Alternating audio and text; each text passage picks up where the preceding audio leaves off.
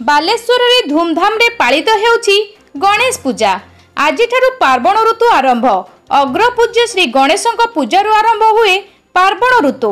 आज अग्रपूज्य श्री गणेशंक पूजा शुक्ल पक्ष चतुर्थी तिथि रे विनायकंक पूजा पड़ी थाए। पल्लीरु सहर जाए श्री गणेशंक पूजा बहु आडंबर और उद्दीपना रे पालन करा जाउछि। सेही भली बालेश्वर रे मध्य बहु आडंबर रे श्री गणेशंक पूजा पालित हेउछि। समग्र सहरांचल रे प्राय 150 रु अधिक मेढ़ करा जाई पूजा अर्चना करा जाउछि। भली के भली आकर्षणीय सुचतुरण मान निर्माण करी साधारण को आकृष्ट करने को चेष्टा करिसेंती विभिन्न पूजा कमिटी। बाहर राज्य मूर्ति कारीगर एवं तोरण कारीगर माने सेमानकर श्रेष्ठ कलाकारी प्रदर्शन करने को चेष्टा करिसेंती। आज सकाळु प्रायतः श्री गणेशंक पूजा आरंभ होइथिला। एक प्रकारर भक्तिमय परिवेश मध्य रहिथिला समग्र बालेश्वर अंचल।